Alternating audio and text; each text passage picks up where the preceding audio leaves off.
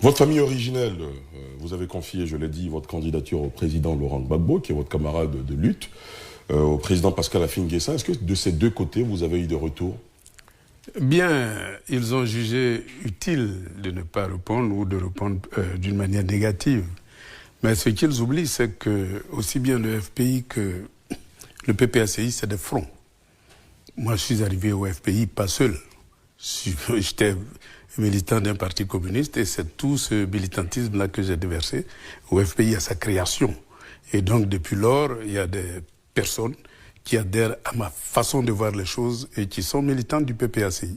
Et donc, croire que pondre une déclaration suffit pour décourager les militants, mais c'est faire une erreur d'analyse sur l'histoire même du FPI et du PPACI.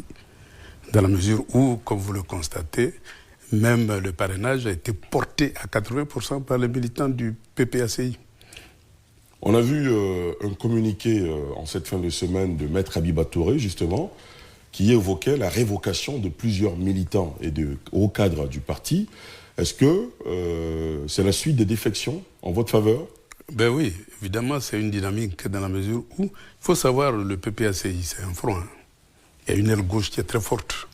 Et donc cette aile gauche-là, évidemment, disons, regarde ailleurs quant à ses choix tactiques et stratégiques. Et donc, comme vous le constatez, il y a beaucoup qui sont d'accord avec ma position et qui, parfois, s'engagent à mes côtés.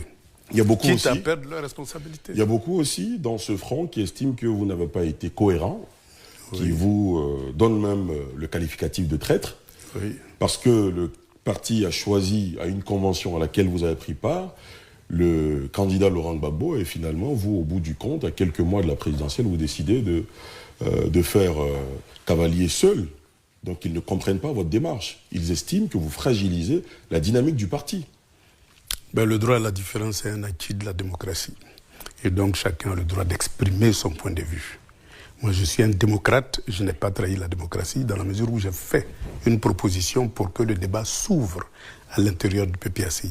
Je n'ai pas trahi la souveraineté, je me bats au niveau national, africain et international pour la souveraineté, et je n'ai pas non plus trahi le panafricanisme. Donc, ceux qui, évidemment, font des analyses par rapport à des personnes peuvent faire de telles erreurs. Mais ceux qui font des analyses idéologiques ne peuvent pas arriver à une telle conclusion.